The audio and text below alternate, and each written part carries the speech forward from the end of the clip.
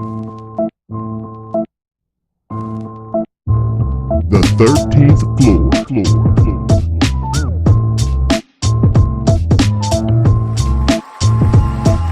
The 13th floor.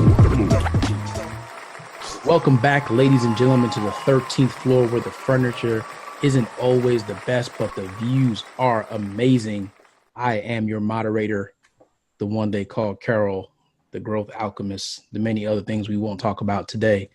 And I am back with my guys, and we are going to continue. This is part 2 to the life after the degree conversation.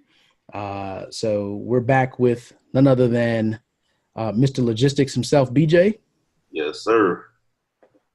Back in the building, and we have our specialist, our subject matter expert, Kenny is back with us in the building. What's going on, guys? Not much. Having a good week. Looking forward to this podcast. So, ready. All good, man. Let's roll. Jump back into we've left off at.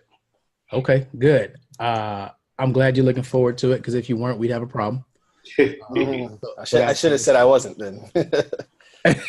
just to cause a problem, right? Yep. Just to be a problem. Yeah, of We course. have to deal with, ladies and gentlemen.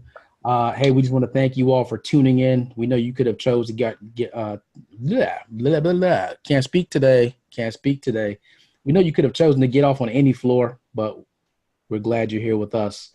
So just to recap, we are talking about 6 different tips that will help you land that job after the degree, or for those of you that, you already have your degree or you're looking for a job change, these are also useful for you.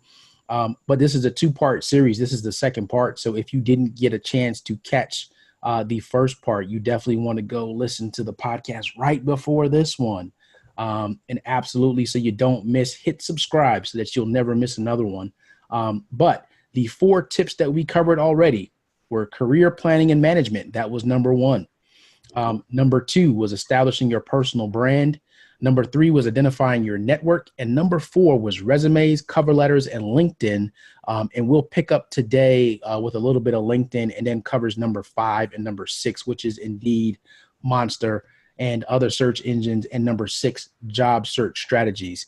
Again, as I said on the last episode, you definitely want to go get your new graduate, have them listen to this. You definitely want to forward it to them, provide them the link to these 2 episodes, because this is information that even if you go to your career counseling center, you're not going to get it at this level. And you're not going to get people who are currently employing new graduates and looking for people. So without further ado, Kenny, let's pick back up, man.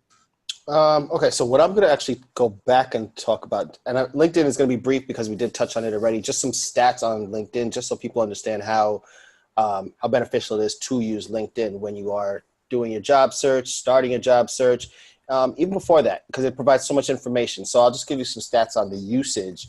I wrote it down so I got the numbers right. So with LinkedIn, there are 414 million users globally. 107 million of those users do reside in the United States. 93% of companies use LinkedIn for the purposes of recruiting. That is quite a high number. So if you think that LinkedIn isn't being used to check you out, to hire people, to post jobs, do all that, you are sadly mistaken. 89% of recruiters have hired people through LinkedIn, which is also an extremely high number. And 94% of recruiters are currently active on LinkedIn. So just to let you know how, again, I know some people are anti-social media, anti all these different things, but I think if you want to increase your chances of exposure, getting a job, connecting to people who would be beneficial to, say you're not getting a job, but you're just trying to start a company, or you want information on a different company that you're maybe investigating or trying to see if that's a good move for you, LinkedIn is one great place to be. Yeah. Yeah, go ahead, sir. So I was one of the ones that kind of stayed away from LinkedIn at the beginning. Somebody told me years ago, go and make a profile. I did my profile. I just kind of let it sit there. So when you have the profile, you update your education history, your work history. what does activity on LinkedIn look like for the professional looking to go out and either pursue a new job or update their career? What does the activity look like besides just doing a search for computer programming? Okay, so a good thing for LinkedIn is it's something that you should be constantly using, whether you're looking for a job or whether you're not looking for a job, because it does look kind of suspect that suddenly when you're looking for a job, you have all this massive activity that you suddenly feel the need to do. So it's always good to be on LinkedIn and make sure that you keep your your education up to date. And some people think, okay, so I'm getting a certificate in something, I'm doing a small program. That's not important. The beautiful thing about LinkedIn is that's kind of where you dump every one of your successes, be it professionally. Sometimes the good thing about it is personally. I am someone who has no problem with anyone after this podcast, during this podcast. Well, do it afterwards so you can listen to us. Going and checking out my LinkedIn page, because I'm considered a LinkedIn all-star. And the reason I'm considered a LinkedIn all-star, because you do get ranked on LinkedIn. Like if you have very low usage, your page isn't well developed, you get a certain ranking. Okay. And people do see that. You want to be an all-star on LinkedIn. And what that means is that you have a picture, because people don't put pictures for some crazy reason. Now there's, like you see behind me, I have a background. There's a banner background that you put that kind of represents your brand, what you are. Mine used to be, I remember when I first started with LinkedIn, I made, I like to wear colorful clothes and nice stuff, whatever. So I had a bunch of colorful bow ties on the banner behind me. But now as I progress towards what I'm doing and trying to teach people about leadership and change and success, that banner is no longer that. Actually, a couple of days ago, I changed it and it says all these leadership words on it. And that represents my brand. So as soon as you click on my page, you're going to say, this is what this guy's about. So you want to keep your work history up to date.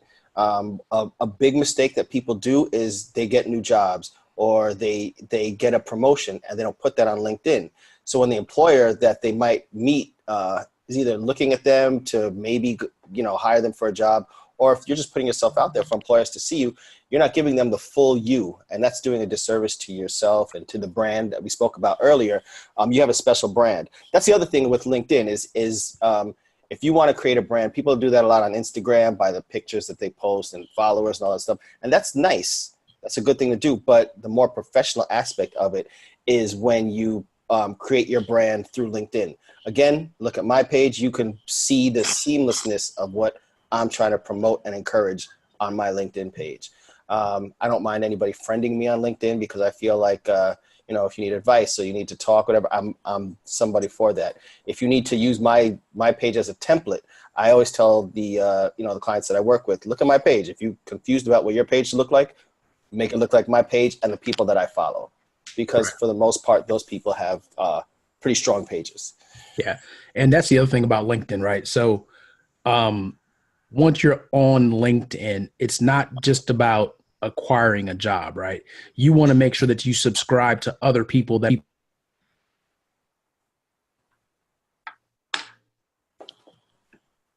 Carol, we lost you. Lost your audio. Talk, Carol. I thought it was just me for a second. You're dropping knowledge too. That's why. That's the government trying to keep him down. They know he's got a powerful voice. That's the problem. It always happens to the best of them.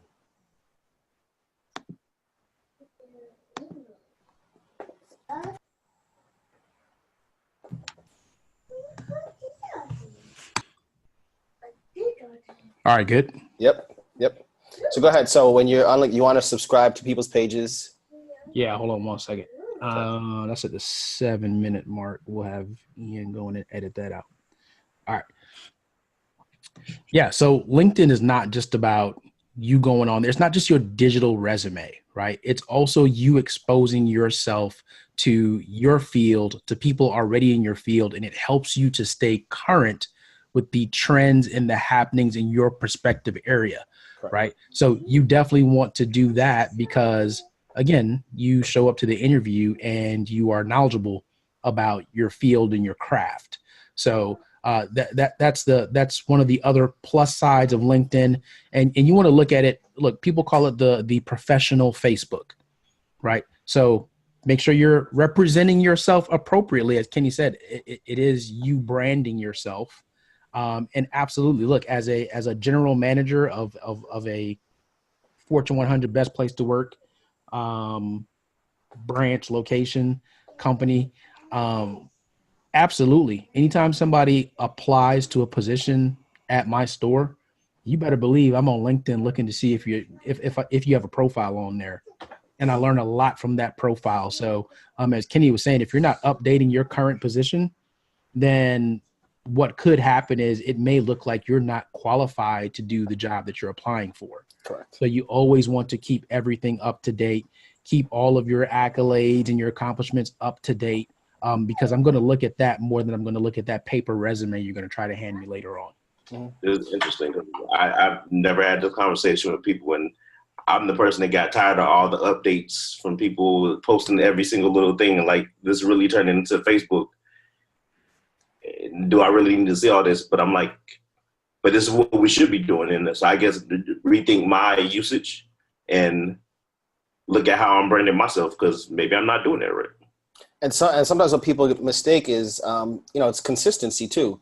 Again, you look through someone's page, you look from their most current post and go back 10, 15 posts and see how they either developed, they grew in their post, or they just kind of flatlined in what they're doing. So those are things that people, employers will look at and they'll be like, how come one time he's talking about this particular subject and now he's talking about something totally left field? And going back to updates, it's in people's best interest to do updates, just so you know. If you don't do updates, it puts you in a bad place with employers in their eyes. And also a tip that I also want to let you know is once you start a LinkedIn page, and some people don't know that, once you start it, that's when employers are able to see, unless you make it a private page, which sometimes people do, but then it's going to be another disadvantage, because why would you want to make your LinkedIn page private when the purpose is for you to gain employment through that page? So most people keep it public. And once you start it, so I always tell people, I say, if you go on to LinkedIn, you start a profile, you sit down and you say, I got a quick 5 minutes. I'm going to type my name, where I live, and I'm going to start where I work, and I'm going to stop. When you stop, if I were to click on to your LinkedIn page, I'm going to see exactly where you stopped. So I'm going to see your name, I'm going to see where you live, and you're going to say, my name is Carol, I live in, and then you have to go somewhere and do something. I'm going to see, my name is Carol, I live in, and it stopped. So now I'm not going to look at you as a very professional individual. I'm going to look at you somebody who doesn't finish what you start. So it's always good to do that. Some other quick tips for LinkedIn. Let's run through those really quick. When you do take your picture, make sure you take a nice picture. This is a picture I would not take. Carol has a fantastic background. If anybody's watching this, for his picture, it's just a plain background. You don't want to be out in the woods or be at a party, or sometimes what people do is a lot of people take the pictures with the seatbelt across, in their car, and they have the seatbelt across their chest. You don't want to have that when you do a LinkedIn page. You don't want to take something where you cropped people out. You're at a wedding and you had on the best tuxedo ever. So you're like, oh, this is great. My hair was fresh. I had on a tux. I was looking right. And then you have somebody's arm around you, but you cut that person off. So now you have this creepy arm scarf around your shoulder. Employers don't want to see that. That looks weird. We've had people where they've been in bathrooms. Arm scarf. The arm scarf. Yes, that's what I call it. I gave it that name too, the arm scarf. Trademark right here, the 13th floor, ladies and gentlemen. People have taken pictures in bathrooms at clubs because the club bathroom has been very nice, but little do they know that I could see the stall behind them. One time we saw toilet paper on the floor. If you zoomed in on it, and employers will do that, they'll look at your picture and zoom right in on that. So what you want to do when you do one is have a nice smiling picture. Employers tend to be more attracted if they're scrolling through faces, a smiling face. They want to see that. Don't make it a selfie. So you don't want to do this and see your arm out and it's you, you don't want to see that. You want somebody to get a nice headshot of yourself with you smiling. I told you about the background photo. You want to make sure you have that in there. You're going to also have a section right underneath your picture where you create your professional summary. That's where you're going to tell employers about yourself. Some people make the mistake of trying to make it like what they put on an old resume, which is the objective. You know, I am so-and-so, I have such and such education, and I'm looking for a job where I can utilize those skills, you know, that generic thing that people put. That's probably one of the worst things to put on a resume, as well as on LinkedIn. You want to sell yourself. You want to show what your skills and your qualities are. So, you know, I am hardworking, focused, efficient business professional with 15 years in the industry with the ability to do that. I am certified in XYZ. You can put all that stuff on there. That's what you put on the thing. Don't put, I'm looking for a job. You're on LinkedIn. We know you're looking for a job possibly. So it's not good to put that, as well as on a resume. Hey, Kenya, really quickly, again, for our new graduates or those that are back in the job market, Sure. is there an advantage to being a premium LinkedIn member? This is for new grads? Yeah. No. Don't waste your money on that. I'm not even premium. I actually was premium and I gave it up to someone else for a while at my job. But I'm also in the field of, you know, career services. So it's more advantageous to me because it helps me connect to employers and do certain things that in my field, I can do things to help people more or connect to employers in a way that someone in the career field should. Sometimes when you are somebody looking for a job and you are able to, you know, kind of penetrate those certain walls that you can with some of these programs, it's not always advantageous. It comes off as kind of creepy and like stalkerish when you do stuff like that. So you want to make sure that you don't do that. So I would say, don't worry, don't waste your time on the premium. Don't waste your money on the premium stuff. It's good for certain things, but not necessary at all. I haven't had it for a long time, and I'm quite efficient with what I do. Nice. Good stuff. Yeah, man, absolutely. So, hey, again, you're not going to get this just anywhere. So definitely make sure you're taking notes. And we'll wrap up LinkedIn. Let's move on to the next one, man. I'm really curious about the job search engines and everything. So I think that's going to be another one that's, hey, this is some new stuff, right? This isn't what you had to do back in the day. Yeah. Back in the day, you had to do something totally different. So I'm definitely interested in the Indeed, Monster, and other search engines. Yeah, so they're good. I can't really knock them. But the hard part about using search engines like that is you kind of get lost in the sauce, you know? You put your resume in, you don't know all the time where it's going or who you can contact to do any follow-up or anything like that. You just throw it in there. Some of the hard parts about using search engines is once you take your resume, you know, you have to take a resume, either upload it or, you know, enter the information onto their actual site. So the hard part about that is people aren't always looking for the same type of job. And I always tell people the same thing with your resume. You got to update your LinkedIn. You got to keep stuff current and always fluid. So if you have one set resume that you enter into these search engines, those are pretty much the only jobs that are going to pop up for you. You can search all you want. You can put in the right keywords, different things, but there's a lot of it's going to match up to what you have on your in the information about yourself. So it's going to look for those type of things. There's this thing that either within search engines as well as just companies use. It's called the applicant tracking system. I think I covered that, right, with you guys a little bit. So I'll go back to that really quickly. So the purpose of the applicant tracking system is this is a program pretty much that scans the words that are in your resume or your application. Say you apply for a job at CarMax, okay? There's a specific job description, there's qualifications, there's what you need in order to be successful at that job, the requirements. So if I'm applying for a job at CarMax and I'm applying for, Carol, give me a position that someone could apply for CarMax. Let's say you are applying for entry management, so a sales manager in training. Sales manager in training. I enter my resume for that. Doubtful I'll even get looked at if I do it through any of these search engines. So they're good for looking for different jobs, whatever the case is, but you're constantly having to make sure that your information matches up to those words. So applicant tracking system, what it does is it scans all the words in your resume, your application, matches it against that job description, And if a lot of those words don't match up that person's looking for, it pushes it through and you don't even get considered for those positions. So it's in your best interest sometimes to go directly through the website for these companies. So if you know somewhere is hiring, CarMax, you see it on Indeed, Monster, I would then say maybe keep it in one of those job search engines, but you have a better chance of getting contacted if you go directly to that company's website.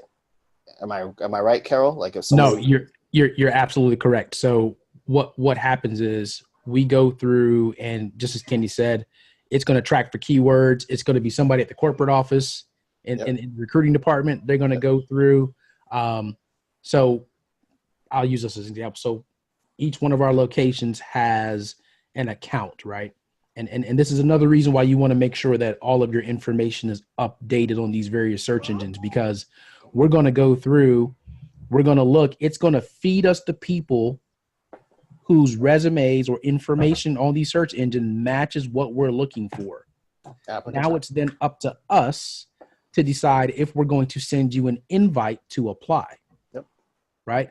But now you're at somebody's discretion. So that may not necessarily be me. That could be somebody else, right? And they may have a particular bias, maybe, right? So what I would advise is if you see a posting somewhere or you get invited, I would then go into that particular company's website, find where their career information is, and I would apply directly through there, because then it goes directly probably to the store as opposed to going to the corporate office or being screened by someone else. And it just cuts down your application time. Yep. Does that count for the link applying through LinkedIn as well? So again, a lot of these things work in unison with each other. So you can be on LinkedIn, but I still would say you can apply through LinkedIn, but I would also go to the company's website. The Correct. great part about LinkedIn, again, to take it back to there that I didn't mention is and I'm going to keep CarMax as the example. So if I'm applying to a job at CarMax, one of the things I definitely want to do at LinkedIn is I want to follow CarMax on LinkedIn. So, because these companies are all on LinkedIn. So if I'm applying to CarMax, I better darn well be sure that I am going to be following them on LinkedIn, because again, like Carol said, you're going to be checked out on LinkedIn. And if you're so gung-ho and I interviewed you, asked you all these questions about why you want to join my company, and you're like, oh, it's something I'm enthusiastic about, I've been looking forward to it, you don't even follow us on LinkedIn, but you have a LinkedIn page, I'm going to start to question your integrity. So again, following on LinkedIn, yes, you can apply through Monster, Indeed, whatever, but again, the best way to apply to companies is directly through their website. So again, Indeed, Monster, LinkedIn, these are all tools to help you look for the jobs and see what's currently active and available and out there, because you might not go directly to a website. Being on Indeed, Monster, LinkedIn, you could also set up your profile where they feed you things and say a new job is opening with the criteria you're looking for. That's why, because you're not every day, people are so busy now in life where they're not constantly having that time to go check. And it might be that one day that you don't check, those couple of days you don't go check, that job opportunity has come and gone because people are being snatched up so quickly. Jobs don't stay posted for a very long time on these search engines because people apply and they get called in, they close those out. I remember I've worked with people, I'd say on Monday, somebody told me that they wanted to apply for a job, but they had something they needed to do. They get back to me. They didn't get back to me until Thursday. When they got back to me on Thursday, that job was gone. It says this job is no longer available. Right. That's less than a week that happened. Yep. You know? And then here's the other thing. So depending on the size company that you're applying for, right, it cost us money to be on Indeed, Correct. Monster.com as an employer. Yep. Right. So if you're looking for a smaller business or a medium-sized business, don't gamble on the fact that they have access to those search engines and that they've paid that money. You definitely want to go in and apply directly to them, as we're saying, because one, you're already saving the company money. They're not having to log in. They're not having to pay for the subscription. You came to them and you found them. Well, guess what? You've got a leg up because I'm going to our hiring site first before I go to these other search engines. So I might find that person that looks more attractive who went directly to our website has applied before I get to you who has applied through Indeed or Monster. Yep. So I'm not bashing these, but I just want people to really understand that they are a piece to your entire job search. You have so many elements to be as successful as possible. You need to put a lot of these things together. People think, oh, I could just, throw my resume up on Indeed, leave it, and I'm going to get called. I'm going to get all this information. I'm going to get that. Meanwhile, there's people that's doing what we're talking about. Indeed, LinkedIn, Monster, networking, all of the different things that we talked about, establishing their brand, putting themselves out there, being seen, being noticed. The combination of all these things is what makes you the person that's the best candidate to be hired for jobs. So. Love it. Love it. Yeah. So those things, no bash, whatever. So final point. Job search strategy, Job sir. search strategy. So we kind of covered it. So like I said, make sure you're on these different search engines, make sure you're networking, make sure you are visible. Nobody's going to hire somebody they can't see. Nobody's going to hire somebody that doesn't make some kind of impact on what they're doing. So it's always in your best interest to make sure you are as visible as possible. You're networking constantly. And I said it before, and I'll always say it to people. The job search is not an easy thing. It takes a very long time.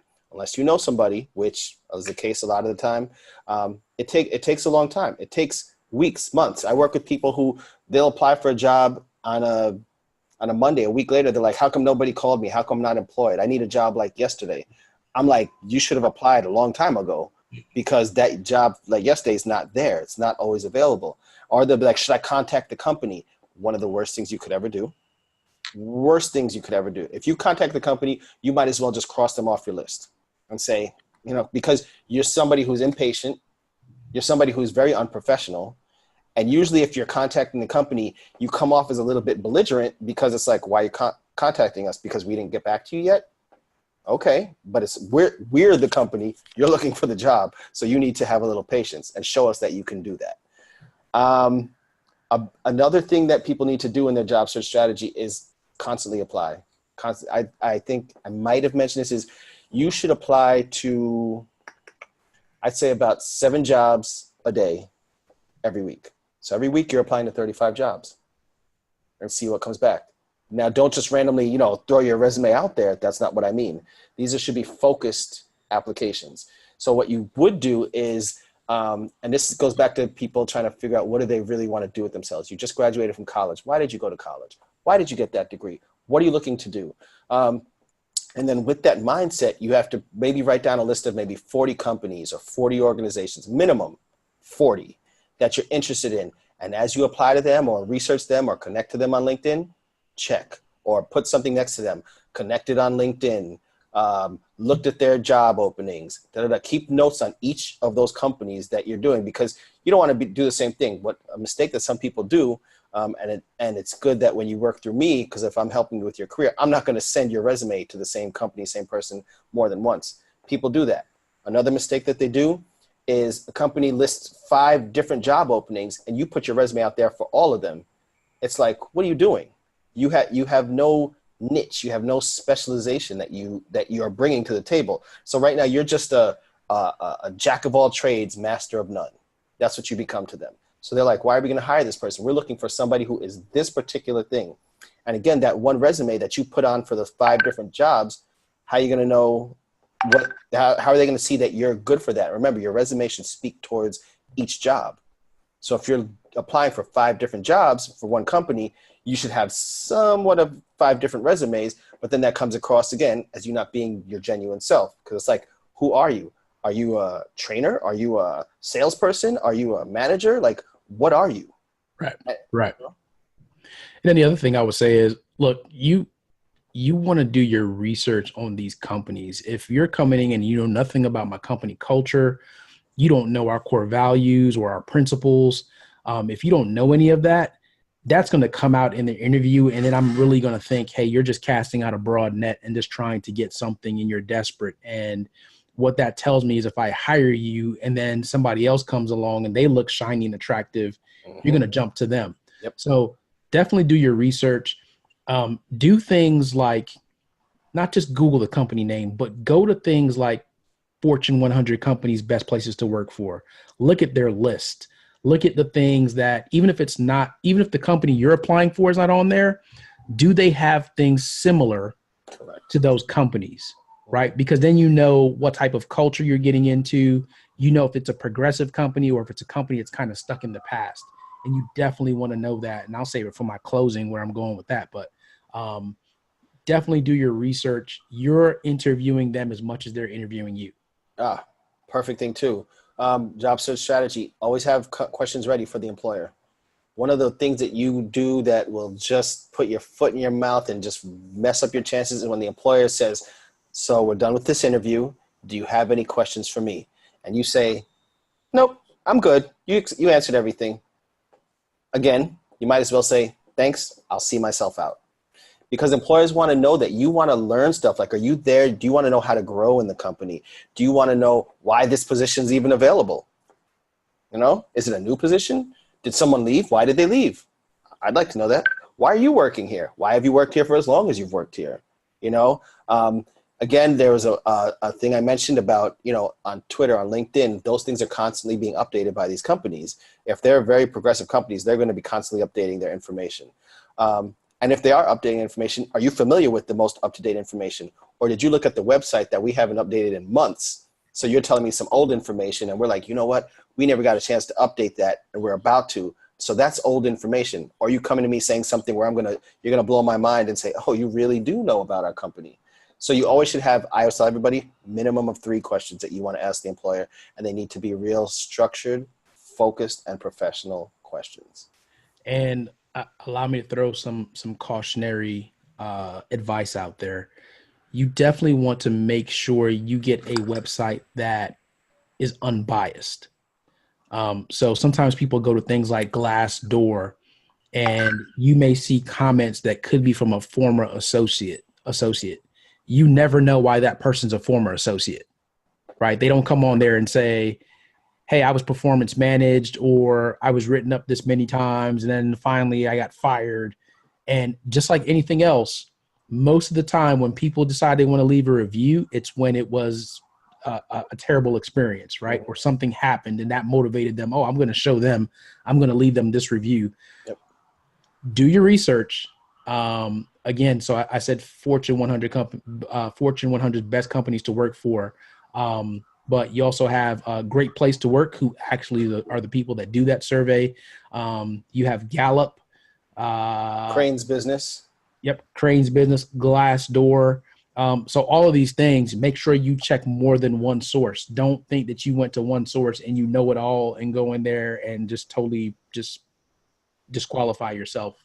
I tend to tell people to use Glassdoor mainly to see job descriptions for the job that they're going for and salaries for what's in their general area. That's really where I tend to tell people to use Glassdoor for. That's the one question I had to wrap up. Well, my last question to wrap up this section. Because one of the questions, no matter who I'm interviewing or what position I'm in, or even just observing interviews at that point in time, is always about salary. Because most positions nowadays, they don't list the exact salary. They'll list a range, commensurate amongst experience, or there's just nothing listed at all. So what would advice be to a new graduate who has never talked about salary, or even a professional who's out there getting back in the field? Yep. What would be the question not to ask? Put it that way. Salary. About salary. So, first of all, in your first interview, don't you dare ask anybody about any type of salary. Don't you dare. Because that's something that will make you seem like you're only going to get this job because you want to know all about the money. Maybe you are, but keep that to yourself. Companies don't want to hear that you're coming in here for the money. They're looking for somebody that fits the culture, that fits the role, the job description that they're looking for, and is enthusiastic about working for the company. And I would say it's in your best interest to be enthusiastic about the company that you're applying to.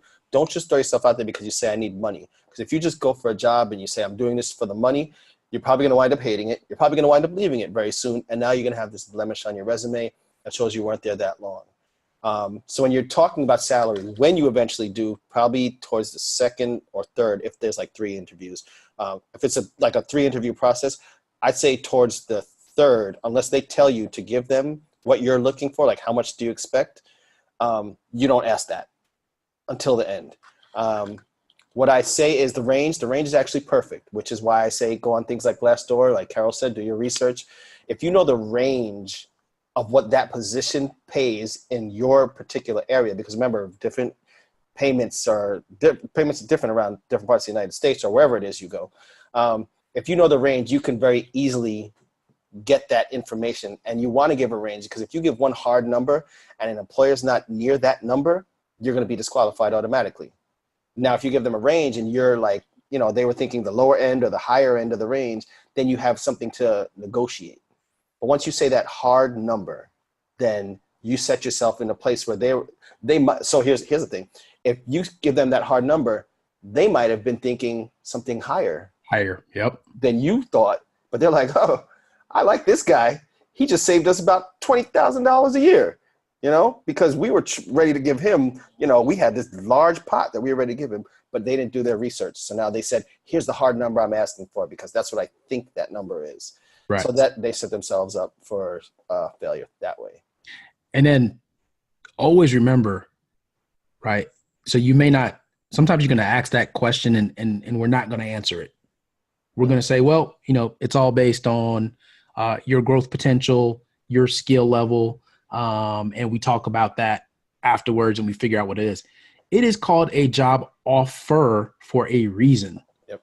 Right? Because it's just an offer. You're not locked in at that point, and you have the ability to make a counter offer.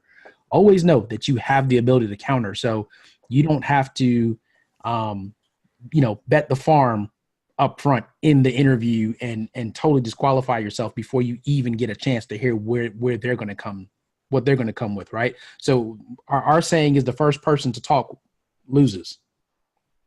Right. That's our saying. Great. So go into it and just know you have a range in mind. If they ask you, hey, go with the range. Tell them, hey, look, I want an opportunity where there's growth potential, and I realize that where I am now may not be at the top of the range, but here's where I'm thinking. Yep. Right. And then just let it be from there. And so to add on to that too, sometimes when the range is low, say you do know what the range is, and you're like, okay, that's low. You also have other parts of your package that you can speak about and your offer. Okay, so I'm getting this amount. So let's talk about the health plan. Let's talk about my 401k. How's that going to be? So the days that I have for vacation, maybe those are increased a little bit more, that offset what I'm getting paid, on the lower end. There's, again, like Carol said, it's an offer. It's a negotiation. You're coming in there. They obviously called you in for a reason. There's something about you that they saw that makes you somebody that's a potential employee at their company. And you have to know how to negotiate that type of stuff really well. So again, it's not always about the salary. You might not get that big salary, but I bet you get more vacation days than all of your friends. They provide you with stuff to ride the train there, to pay your public transportation to come there every single day. You get lunch because the cafeteria is just, free for all kind of thing. There's things that offset that might not be right there in front of your face when you're just thinking about what is my salary going to be. So you have to also think about those things as well. Woo! Good stuff, man. Yeah. Put a bow on it. Listen, absolutely. Hey, that was phenomenal. I wish there was somebody to provide me with this type of knowledge coming out of college, even though I kind of exited before the end. But so that's a totally different story. But I wish there were resources out there. And don't get me wrong, there are varying levels of how great your career development department might be, career planning. But we talked about that in the last episode. So definitely, if you're hearing this one and you didn't hear the episode right before this, you want to listen to that one because there are 4 other points we covered and a lot of great information. So Kenny, definitely thank you for putting that stuff out there. And BJ, thank you for putting out the questions that people probably have. And look, we would love to answer more questions. So definitely, if you're listening to the podcast, you can leave your questions either on that particular platform, which actually, now I think about it, the only one you can do that is iTunes. So if anything, you go to our Facebook page where you can find us at 13th Floor. And then if you want to find us on our IG page, which you'll probably get a quicker response, that's at 13th Floor, please. And we would love to get back to you. Kenny, I know you offered for people to follow your LinkedIn to get an example. So how would they get to your LinkedIn page? Just type in my name on LinkedIn. And so one thing I would say, again, I guess this is also for listeners, is if and when they do connect to me on LinkedIn, if they say that they connected to me through the 13th Floor, that's a big plus for them too. Because then it's kind of like a little key to get a little more access to some of those services that I'll give, especially if you say that you use the 13th Floor. So I don't mind that.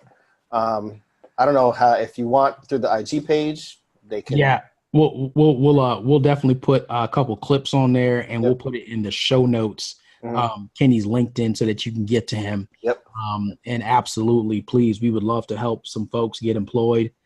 We'd love to have some folks start off in the right way from the beginning, because a lot of people do trial and error, and you waste a whole lot of time. So if we can cut down on that and get you off on the right foot, we'd love to do so. I'm very big on that efficiency, streamlining.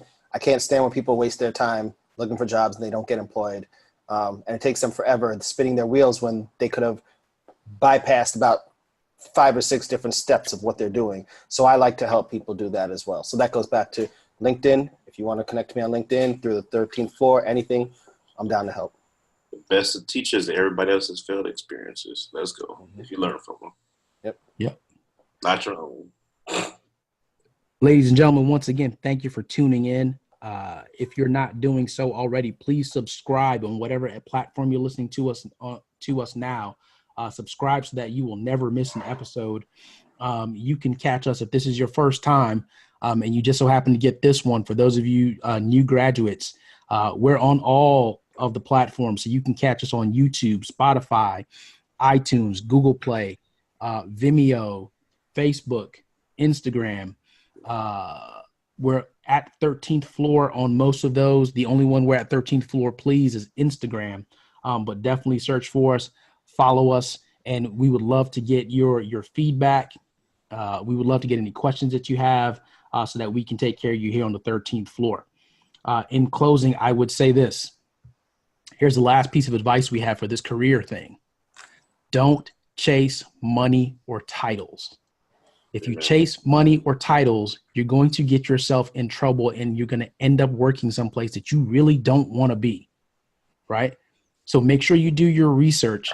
You want to look for a place that is in line with your brand or your values. That is what you want to chase. Find the place that is going to allow you your freedom to grow as a person and to grow further into who you are. Don't go work for the place that's looking for robots. Right? You didn't need to go to college for that. You could have went and worked at a call center or whatever it may have been and just skipped college altogether, not have any loans. Find that place that's going to allow you to continue to nurture the person that you are, and that you can be a contributor for as long as you would like to. All right? That's if nothing else, find those core values, find their brand principles, and that will tell you if that's for you. It's been a pleasure. Thank you for joining us on the 13th Floor, where the furniture isn't always the best, but the views are amazing. We'll catch you all next week. The 13th Floor. I was about to drop a mortal consultant. The 13th Floor.